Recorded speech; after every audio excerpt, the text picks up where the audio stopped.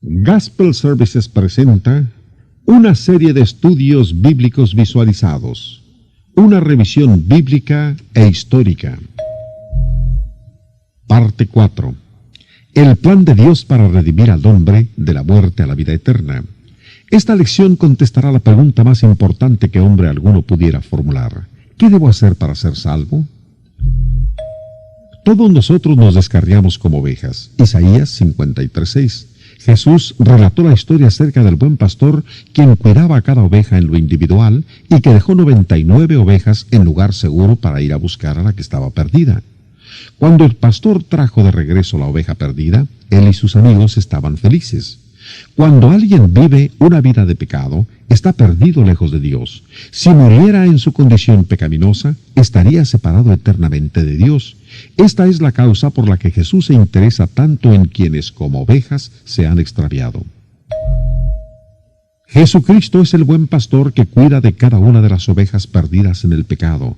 Tanto es su cuidado que murió para abrir el camino a la salvación. Antes de que Cristo regresara al cielo, ordenó a sus seguidores que llevaran su mensaje de amor y salvación a todo el mundo.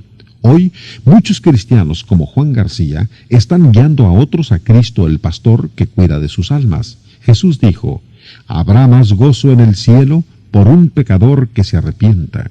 Lucas 15:7. El amor de Jesucristo por los perdidos se muestra cuando ilustra la salvación con la tierna figura de los hombres convirtiéndose en niños. «Si no os volvéis y os hacéis como niños, no entraréis en el reino de los cielos». Mateo 18:3. La declaración de Jesús implica, primero, que para que una persona sea salva, debe purificarse y librarse del pecado y ser igual que un niño. Segundo, su aseveración muestra que los niños son aceptados por Dios. Ellos no necesitan de la salvación porque son salvos. Esta es la razón por la que Jesús enseña que quien quiera ser salvo debe volverse como un niño. Ezequiel, uno de los profetas de Dios, escribió: «El alma que pecare, esa morirá. El Hijo no llevará el pecado del Padre, ni el Padre llevará el pecado del Hijo». Ezequiel 18:20. Puesto que los niños no pueden heredar el pecado de sus propios padres, ciertamente tampoco pueden heredar el pecado de Adán. La culpa del pecado no puede ser heredada. El hombre viene a ser culpable de pecado cuando elige hacer el mal. Los niños no pueden pecar porque ellos no pueden elegir. Los jóvenes y los adultos tienen la capacidad para elegir y cuando eligen, hacen el mal, se convierten en pecadores. Ezequiel nos previene: «El alma que pecare, esa morirá». Mucha gente escoge pasar su vida encadenada al pecado a pesar de las advertencias de Dios. Otros sienten la carga de sus pecados y les gustaría ser libres, pero nunca saben cómo deshacerse de su pecado y culpa. Ellos se dan cuenta que ninguno de sus amigos sobre la tierra puede cargar la culpa de ellos. También es cierto que ningún ser humano puede ganar o hacer méritos para su propia salvación. Solamente por un acto divino de la misericordia de Dios puede la persona recibir el perdón de sus pecados. Para ser libertados del pecado, debemos aprender a que la única forma de ser libres es por medio de Jesucristo. El Salvador dijo: «Conoceréis la verdad, y la verdad os hará libres». Juan 8:32. Gracias a Dios porque envió a su Hijo unigénito para pagar el rescate y redimirnos de nuestros pecados. Algunos rechazan este maravilloso amor y desprecian su única esperanza de vida eterna, mientras que otros vacilan en la duda. Pero miles han recibido al Hijo de Dios y su salvación con los brazos abiertos y corazones agradecidos. Las señales y milagros que Jesús hizo con el poder de Dios prueban que Él es el Hijo de Dios y el único Salvador. Jesús hizo el primero de sus milagros en una boda. Ahí transformó simple agua en el mejor de los vinos. Este milagro demostraba su poder sobre el proceso natural. Más tarde, con 5 panecillos y 2 peces, el compasivo Salvador alimentó más de 5,000 personas hambrientas. Solamente el Hijo de Dios pudo haber multiplicado tan pequeña cantidad de alimento en una gigantesca comida.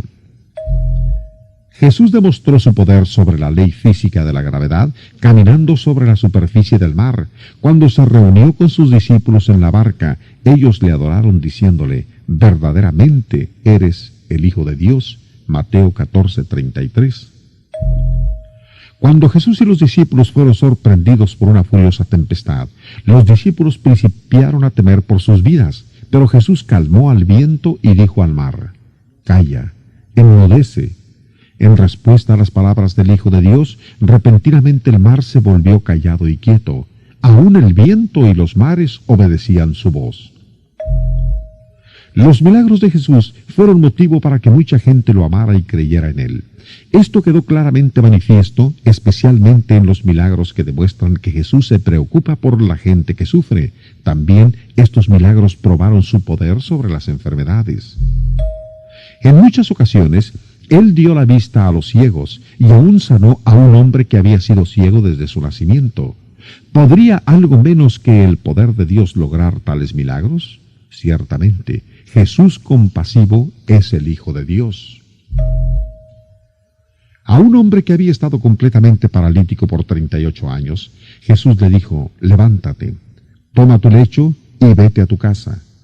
El hombre se levantó en ese instante completamente sano. Jesús también sanó a mucha gente que sufría graves padecimientos, tales como enmudecimiento, sordera y locura. Siendo el Hijo de Dios, Jesús sanó muchas personas. Sin embargo, Él está más interesado en nuestras almas, puesto que es nuestro Salvador. El poder de Jesucristo iba más allá del sepulcro, penetrando hasta el mundo espiritual. Mucha gente lo vio resucitando muertos. En una ocasión resucitó a un hombre llamado Lázaro. Lázaro había estado muerto y sepultado por 4 días. Con este milagro demostró su poder para conquistar la muerte misma. El hecho de que Jesús tiene poder sobre la muerte no solamente demuestra que Él es el Hijo de Dios, sino que también infunde esperanza y consuelo a todos los que le siguen. Al aproximarse al fin de su ministerio, Jesús predijo su propia muerte y su victoria final sobre el poder de la muerte por medio de su resurrección. Esta iba a ser la gran prueba de su divinidad.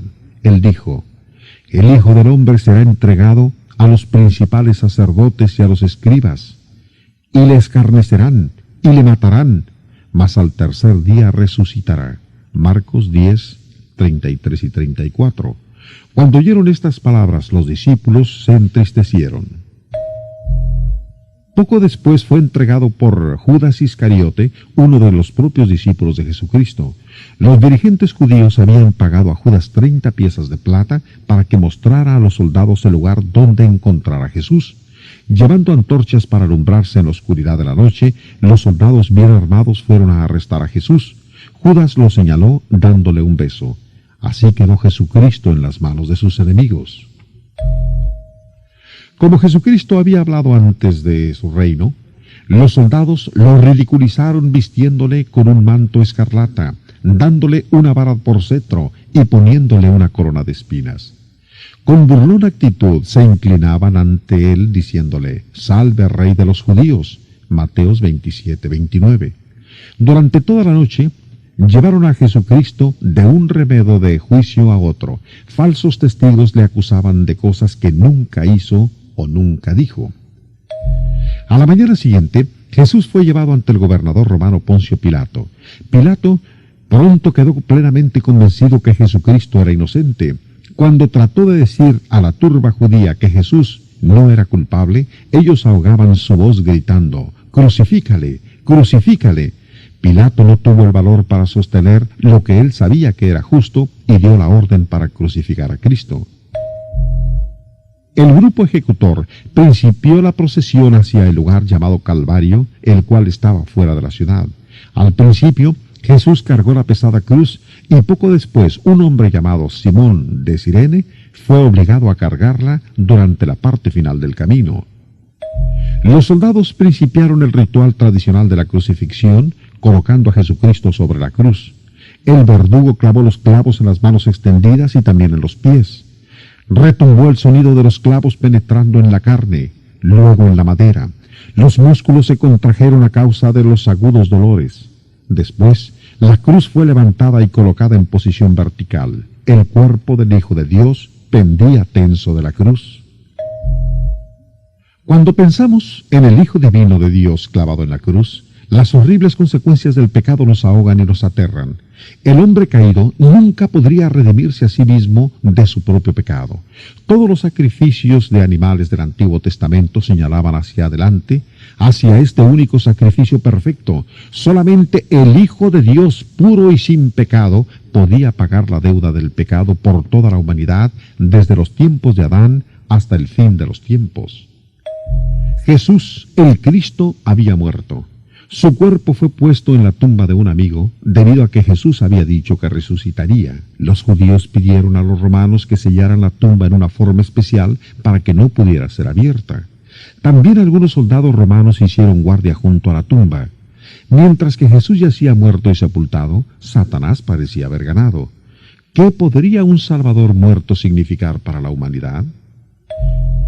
Sin embargo, el suceso más grande de toda la historia sucedió 3 días más tarde. Jesús fue levantado de entre los muertos. La resurrección demostró que Jesús dijo la verdad cuando enseñó que Él resucitaría de entre los muertos. Jesucristo terminó con el poder de la muerte y probó para siempre que Él es el Hijo divino de Dios y Salvador del mundo. Durante 40 días después de su resurrección, para no dejar lugar a dudas, que Él había sido levantado de entre los muertos, se mostró vivo a diferentes personas. Habiendo sido probado que Él es el Hijo de Dios con poder por su resurrección de los muertos, Jesús comisionó a sus seguidores para ir y decir a todo el mundo el plan de Dios para redimir al hombre. Ir por todo el mundo y predicar el Evangelio a toda criatura. El que creyere y fuere bautizado será salvo. Marcos 16, 15 y 16.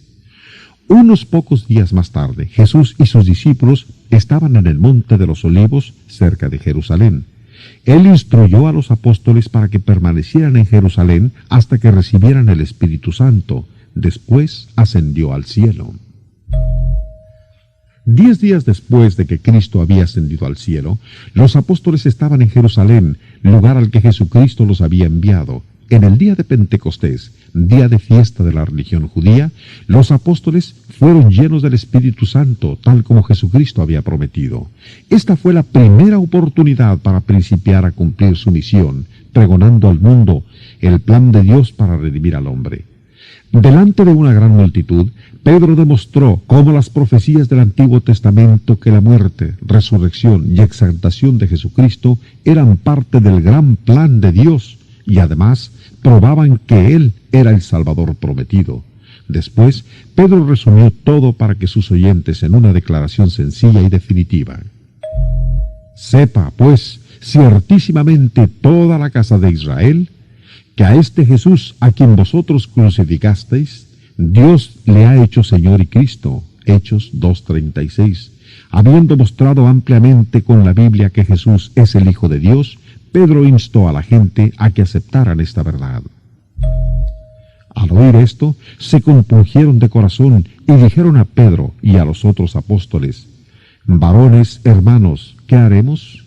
Hechos 2:37. Estas gentes creyeron que aquel a quien ellos habían crucificado era realmente el Cristo, sabiendo que eran culpables de un gran pecado y que la fe sola no era suficiente. Interrumpieron el sermón de Pedro para preguntarle lo que ellos debían hacer para ser salvos. Pedro, inspirado por el Espíritu Santo, les dio una respuesta clara.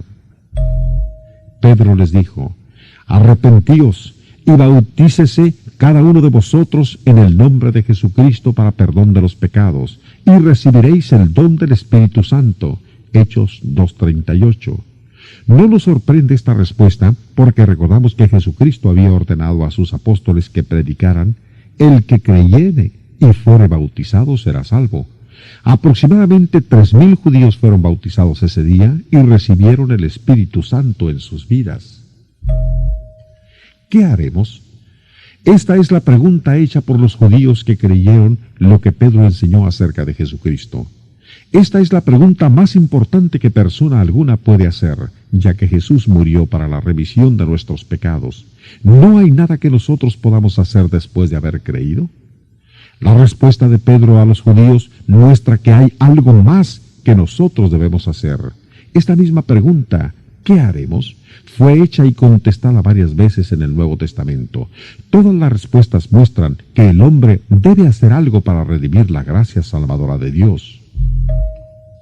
Saulo de Tarso, quien más tarde vino a ser el apóstol Pablo, hizo esta misma pregunta. Antes de su conversión, Saulo era fiel devoto de la religión judía en la cual sus padres lo habían criado. Saulo, al igual que todos quienes verdaderamente se convierten a Cristo, a su tiempo encontró que él tenía que cambiar sus creencias religiosas, las cuales estaban en contradicción con la voluntad de Dios. Antes de ser cristiano, era un judío muy apegado a su religión. En su celo por la religión judía, creía sinceramente que el cristianismo estaba equivocado. Principió a perseguir la iglesia, arrestando a los cristianos y arrastrándolos a las prisiones, y hasta llegó a dar su voto para que algunos fuesen muertos por su fe. Los cristianos tenían miedo de Saulo y de los judíos y se reunían en secreto para adorar a Dios. Sabían que cada vez que se reunían, corrían el riesgo de morir. Sin embargo, su amor y fidelidad les ayudó a vencer sus temores y les dio valor. Saulo verdaderamente creía que agradaba a Dios al llevar a los cristianos a la prisión o a la muerte. Desde el principio de su carrera como perseguidor, Saulo respiraba amenazas y muerte contra la iglesia, Hechos 9:1. Cuando un grupo de judíos coléricos y sedientos de sangre apedrearon a Esteban, el primer cristiano que murió por su fe, Saulo era agitador de ellos. Él cuidaba los mantos de los que encabezaban la delirante multitud que arrojaba las piedras con las cuales golpearon e hirieron al indefenso Esteban hasta matarlo. Pero Saulo pronto tendría que dar cuentas delante de Cristo por sus seguidores a quienes él estaba persiguiendo. Esto sucedió cuando Saulo conducía a Damasco a un grupo de hombres en un viaje de 240 kilómetros, con el fin de perseguir y apresar a los cristianos. Repentinamente, una intensa luz brilló del cielo cegando a Saulo. Cuando cayó a tierra, oyó una voz que decía: «Saulo, Saulo, ¿por qué me persigues?» Saulo preguntó: «¿Quién eres, Señor?» La voz respondió: «Yo soy Jesús, a quien tú persigues». Luego Saulo hizo la misma pregunta que fue hecha por los judíos en el día de Pentecostés: «¿Qué quieres que yo haga?» Jesús respondió y dijo: «Levántate y entra en la ciudad, y se te dirá lo que debes hacer». Hechos 9:6. Saulo fue conducido a Damasco y, permaneciendo ciego por 3 días, no comió ni bebió. Él creyó en Cristo y quiso cambiar su vida, pero todavía no había recibido respuesta a su pregunta: ¿qué debo hacer? Los pecados de Saulo todavía no habían sido lavados por la sangre de Jesús, pero pronto recibió la respuesta a su pregunta. Mientras que Saulo estaba orando, el Señor envió a un discípulo llamado Ananías para que, poniendo sus manos sobre Saulo, pudiera recibir la vista. Después, Saulo supo que Ananías había sido enviado por Jesús. Saulo había preguntado a Jesús: ¿qué debo hacer? Jesús dio ahora la respuesta en las palabras de Ananías: ¿por qué te detienes? Levántate y bautízate y lava tus pecados. Hechos 22:16. Esta era otra manera de decir lo mismo que Jesucristo ya había dicho antes a sus apóstoles: el que creyere y fuere bautizado será salvo. Esta respuesta estaba en armonía con la contestación que Pedro dio el día de Pentecostés cuando dijo: arrepentíos y bautícese cada uno de vosotros en el nombre de Jesucristo para perdón de los pecados. ¿Cómo podemos saber que nuestros pecados pueden ser perdonados como lo fueron los de Saulo y los de la gente del día de Pentecostés? La Biblia enseña que Dios no hace distinción de persona. La misma fe y la misma obediencia que Dios requirió de Saulo requiere de todos los hombres. Por lo tanto, una persona puede saber que sus pecados son perdonados cuando acepta la gracia de Dios con fe y obedece sus mandamientos.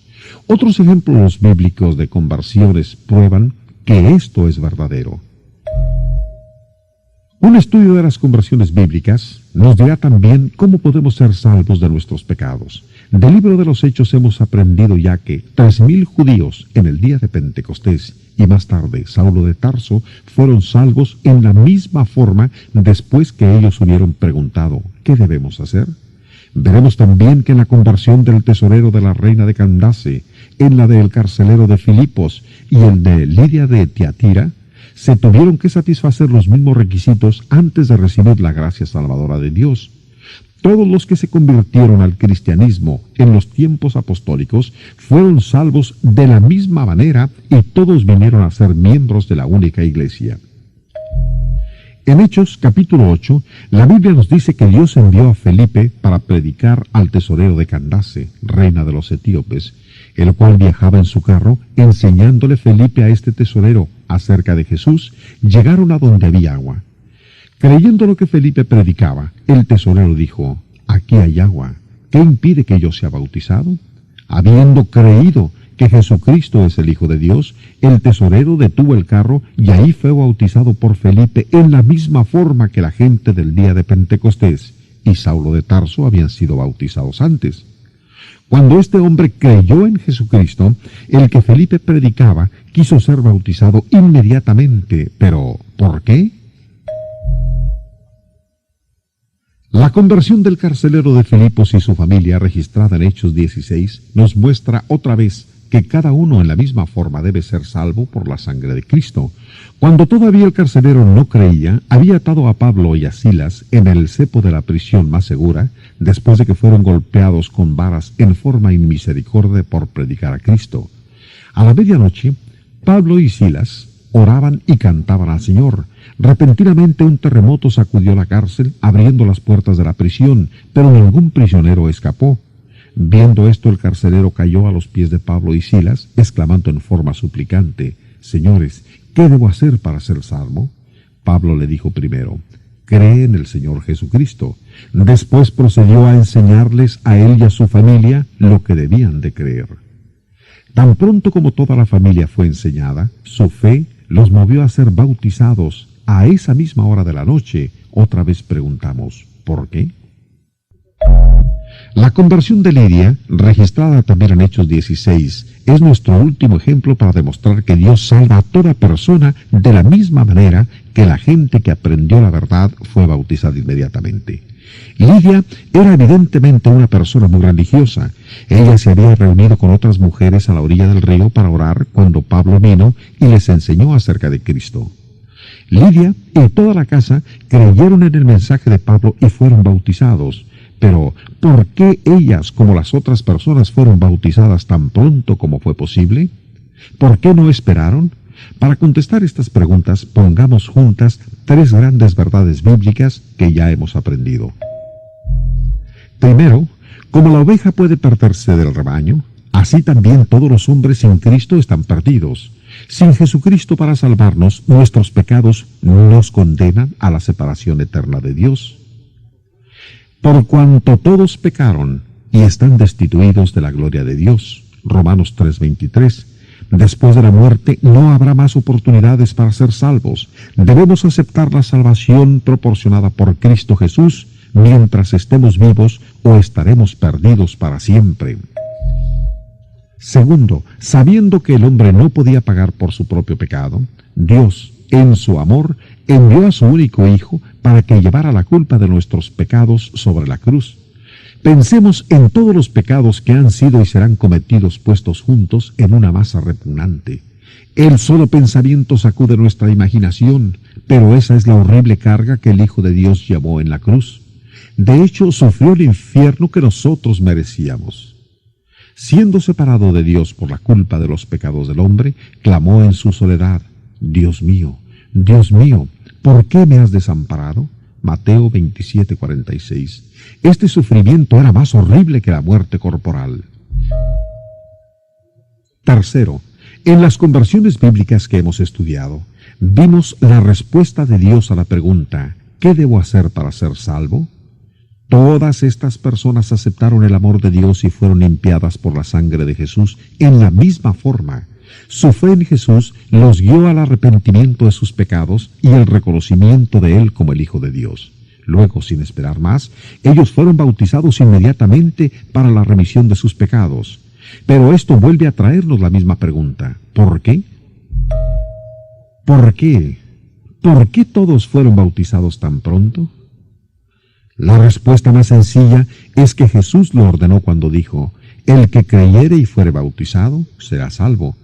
Esto sería suficiente para aquellos que realmente aman y desean hacer la voluntad de Dios. Pero a fin de que entendamos más acerca de el por qué, usemos una ilustración conocida. Cuando vemos que nuestras manos están sucias, es muy natural que querramos lavárnosla tan pronto como sea posible. Nos damos cuenta de lo insensato que sería ver que necesitamos lavarnos las manos y quedarnos sin hacerlo, mayormente cuando hay jabón y agua disponibles.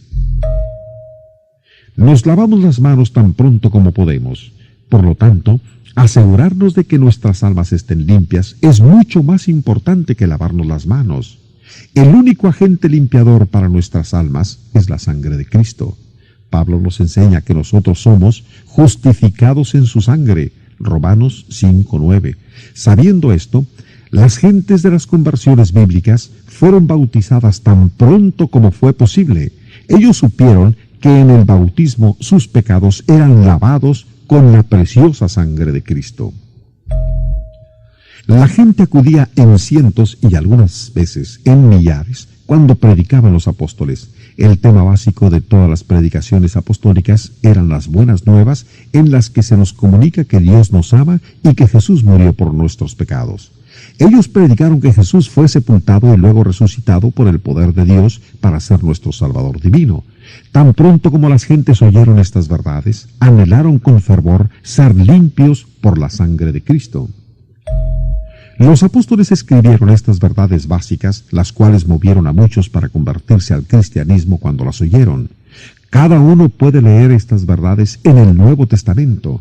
Por ejemplo, Pablo escribió en el libro de los Romanos cómo la muerte, sepultura y resurrección de Jesucristo están conectadas con nuestra salvación. Pablo hizo dos preguntas a los cristianos en Roma. Porque los que hemos muerto al pecado, ¿cómo viviremos aún en él? Y ¿no sabéis que todos los que hemos sido bautizados en Cristo Jesús hemos sido bautizados en su muerte? Romanos 6, 2 y 3. La expresión del versículo 2, muertos al pecado, muestra que cuando ellos se convirtieron al cristianismo, habían decidido no servir más al pecado. El versículo 3 enseña que cuando ellos fueron bautizados en Cristo Jesús, fueron bautizados en su muerte. Realmente, nadie murió en la cruz como Jesús lo hizo. Y así como Jesucristo murió en la cruz, así debemos nosotros morir al pecado para que podamos ser salvos por su sangre. Esto significa que nosotros renunciamos a nuestros pecados y nos tornamos a Dios. La Biblia llama a esta acción arrepentimiento. Cuando nosotros morimos al pecado, principiamos a vivir para Dios. Romanos 6:11. Después que murió Jesús, sus amigos envolvieron su cuerpo cuidadosamente en lienzos limpios y lo sepultaron en una tumba nueva. Todos sabemos que cuando alguien muere debe ser sepultado. Así cuando nosotros morimos al pecado, lo único que cabe es que se efectúe una sepultura. ¿Cómo puede ser esto? La Biblia enseña que cuando somos bautizados en Cristo, somos bautizados en su muerte. Los que mueren al pecado deben ser sepultados con Cristo en el bautismo para obtener el perdón de sus pecados. Juan García no es un predicador, pero él sabe que Dios se agrada de cualquier cristiano que ayuda a sus amigos cuando ellos son sepultados en el bautismo. Cuando el esposo y su esposa son bautizados en Cristo, la unidad espiritual en el hogar es una bendición adicional. Porque somos sepultados juntamente con Él para muerte por el bautismo, a fin de que como Cristo resucitó de los muertos por la gloria del Padre, así también nosotros andemos en vida nueva. Romanos 6:4. Nótese que en el bautismo también nosotros somos sepultados en la muerte de Jesús. Solamente por medio de la muerte de Cristo Jesús podemos tener remisión de pecados. Esto es por lo que nosotros podemos ser levantados del bautismo para caminar en una vida nueva. La palabra griega baptizo no significa rociar, sino únicamente sumergir. Entonces, no lo sorprenda que Pablo se refiera al bautismo como una sepultura. Cuando somos bautizados en su muerte, recibimos el perdón de los pecados, lo cual es un beneficio proporcionado por la muerte de Cristo. Puesto que Jesús murió en lugar nuestro, Dios es justo para perdonarnos todos nuestros pecados. Estas verdades vienen a la mente de los demás cuando ven a una persona descendiendo a las aguas como si descendiera a un sepulcro. El bautismo recuerda a las personas la muerte y sepultura del Señor Jesucristo. En el siguiente versículo, el apóstol Pablo continúa con este pensamiento. Porque si fuimos plantados juntamente con Él en la semejanza de su muerte, así también lo seremos en la de su resurrección. Romanos 6:5. Ya hemos aprendido que no podemos morir en la cruz como Jesús o ser sepultados en su tumba, pero podemos ser plantados o sepultados en el bautismo, tal como el cuerpo de Cristo fue plantado o sepultado en la tumba. La inmersión es el único bautismo aprobado por Dios en el cual el creyente es plantado o sepultado bajo el agua. Cuando usted da su consentimiento para ser sepultado con Cristo por el bautismo, eso no significa que está haciendo algo para ganarse su salvación.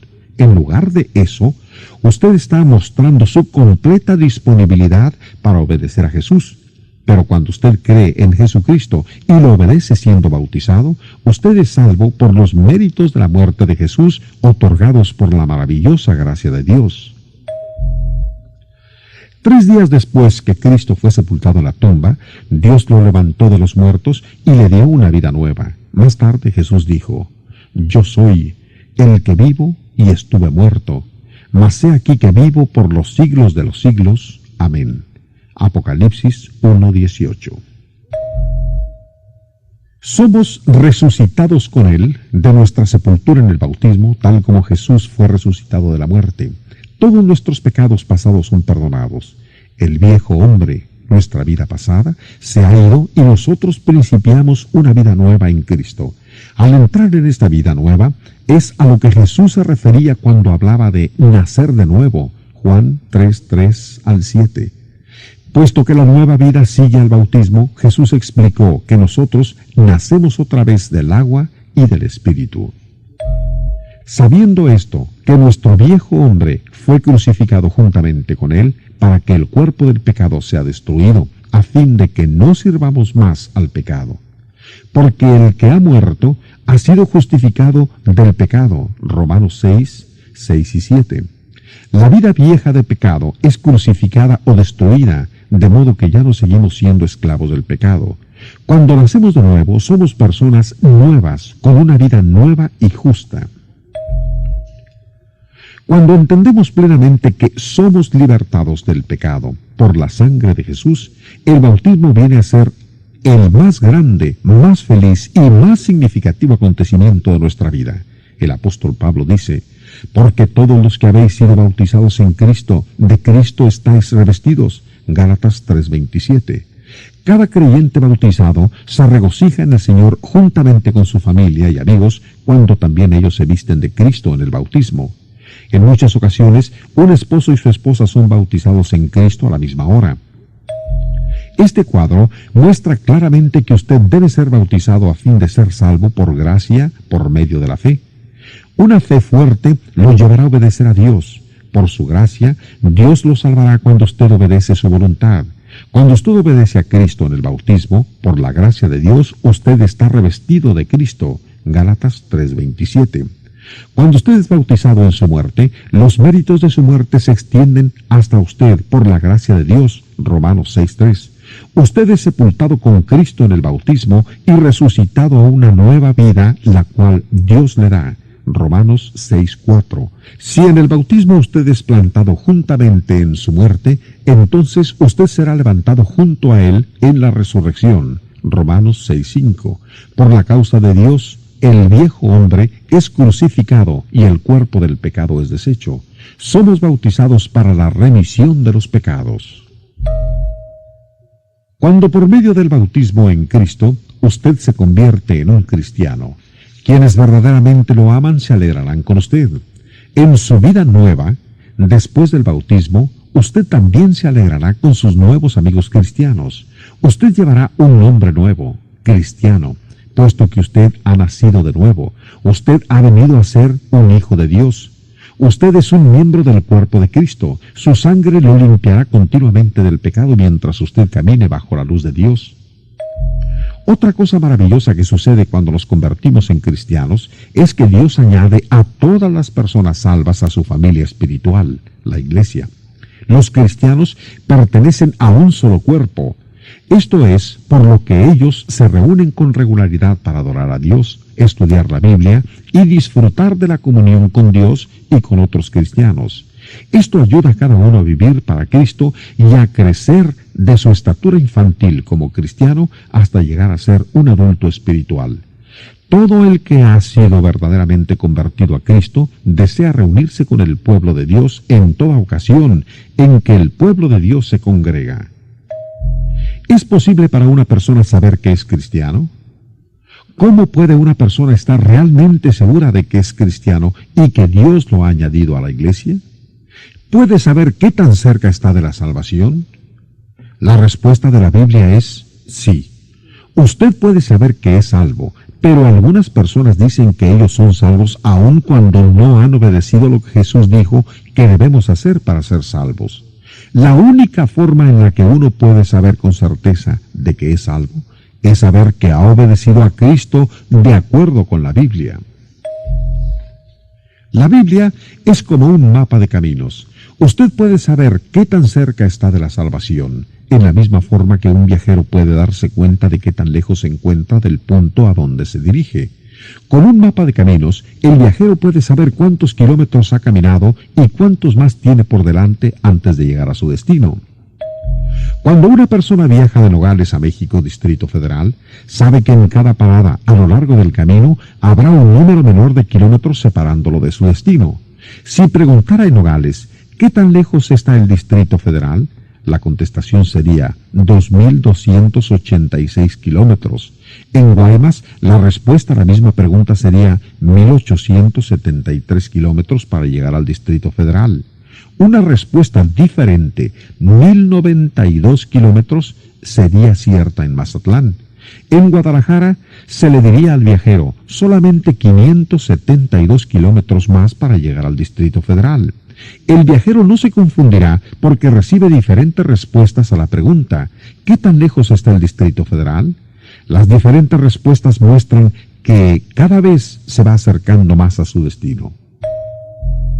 De la misma manera, cuando usted viaja hacia la salvación, recibirá diferentes respuestas a la pregunta ¿qué debo hacer para ser salvo? La respuesta a esta pregunta depende siempre de lo cerca que usted esté de la salvación. Usted encontrará la respuesta correcta solamente en el Nuevo Testamento, el cual es el mapa espiritual de Dios que tenemos en nuestros días. Antes de que el Nuevo Testamento fuera dado, un rico joven gobernador preguntó a Jesús, ¿qué haré para heredar la vida eterna? Jesús le dijo que guardara la ley de Dios del Antiguo Testamento. Hasta que murió Jesús, el Antiguo Testamento fue la ley que Dios quiso que el pueblo obedeciera. Pero hoy, si queremos tener la vida eterna, debemos obedecer el Nuevo Testamento de Dios. Se acercaba el final de la vida de Jesús en la tierra. El Nuevo Testamento no había sido aún dado, así que el Antiguo Testamento seguía siendo la ley de Dios para su pueblo. Sobre la cruz, Jesucristo dijo al ladrón que deseaba ser salvo, «Hoy estarás conmigo en el paraíso». Lucas 23:43. Esta respuesta ya no es la que Cristo da en nuestros días. El ladrón vivió y murió bajo la ley del Antiguo Testamento. Esta es la causa por la cual Jesús no dijo al ladrón que debía ser bautizado. El ladrón no podía haber sido sepultado con Cristo en el bautismo antes que Cristo mismo hubiera sido sepultado en la tumba. La respuesta que Jesús tiene hoy para los que están en el estado de perdición se encuentra solamente en el Nuevo Testamento. Cuando un no creyente pregunta, ¿qué debo hacer para ser salvo?, la respuesta que obtendrás será la misma que el apóstol Pablo dio al carcelero de Filipos: cree en el Señor Jesucristo. Hechos 16:31. Cuando un no creyente acepta que Jesús es el Hijo de Dios, entra en el estado de fe, pero todavía no es salvo. Mucha gente vive y muere en el estado de fe, pensando que son salvos, pero están equivocados. Cuando ellos leen más cuidadosamente la Biblia, el mapa de los caminos espirituales, se dan cuenta que todavía no han entrado al estado de salvación. El hombre que está en el estado de fe todavía debe preguntar, ¿qué debo hacer para ser salvo? Puesto que el creyente está ahora más cerca de la salvación que cuando no creía, la respuesta será diferente. Los creyentes del día de Pentecostés son un ejemplo de lo que acabamos de decir. En el día de Pentecostés, del cual ya hemos estudiado, varios miles de judíos creyeron a las palabras del sermón en el que el apóstol Pedro mostraba que Jesús es el Hijo de Dios. Aunque ellos creyeron, se daban cuenta que todavía no eran salvos, así que ellos preguntaron, ¿qué haremos? La respuesta de Pedro fue, arrepentíos y bautícese. Esta respuesta es solamente para quienes han entrado en el estado de fe. Cuando alguien se arrepiente, se aparta del pecado y se vuelve a Dios. Por esta razón, entra en el estado de cambio. Es cierto que el arrepentimiento lo lleva a uno más cerca de la salvación, pero la persona que ha creído y se ha arrepentido aún debe preguntar, ¿qué debo hacer para ser salvo? Por ejemplo, el tesorero de Etiopía creyó en Jesús y se volvió a él después de haber oído la predicación de Felipe. Él sabía que todavía había algo más por hacer, así que preguntó a Felipe, ¿qué impide que yo sea bautizado? Felipe respondió, si crees de todo corazón, bien puedes. Esta es otra respuesta a la pregunta, ¿qué debo hacer para ser salvo? Fíjese que cada respuesta bíblica depende de dónde se encuentra la persona que pregunta en relación a la salvación. El tesorero respondió que él creía que Jesucristo es el Hijo de Dios. Haciendo esto, él entró al estado de declaración. En esta etapa del progreso espiritual, el creyente se encuentra dispuesto a confesar en presencia de otras personas. Creo que Jesús es el Hijo de Dios. Romanos 10:10 dice, con la boca se confiesa para salvación. La persona que cree, se arrepiente y confiesa su fe en Cristo, aún no ha entrado al estado de salvación.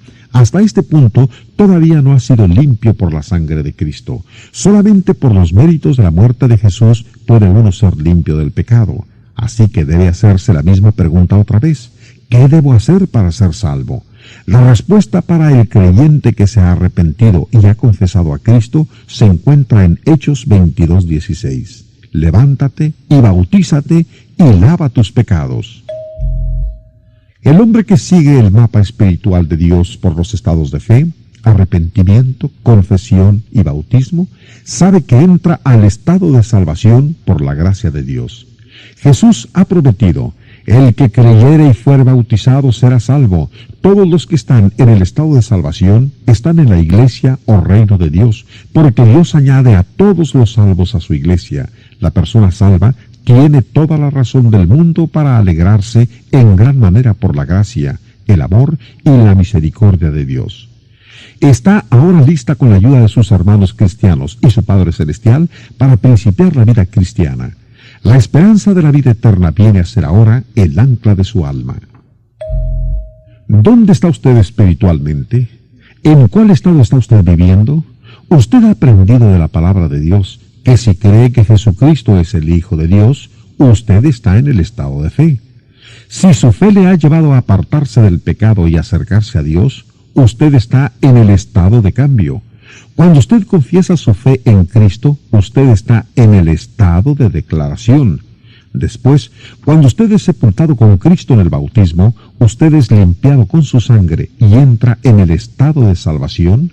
Lo más importante que usted puede hacer es decir si quiere o no recorrer todo el camino, hasta entrar en el estado de salvación, de acuerdo con la palabra de Dios. El estado en que está usted en este momento determinará dónde estará por toda la eternidad. Jesús dijo, no todo el que me dice, Señor, Señor, entrará en el reino de los cielos, sino el que hace la voluntad de mi Padre que está en los cielos. Mateo 7:21. Dios quiere que usted sea salvo. Dios ha enviado a su Hijo para salvarlo a usted. Él le ha dado promesas para animarlo. Cristo Jesús está esperando que usted le dé su vida por completo. Pero la elección, la decisión final es suya.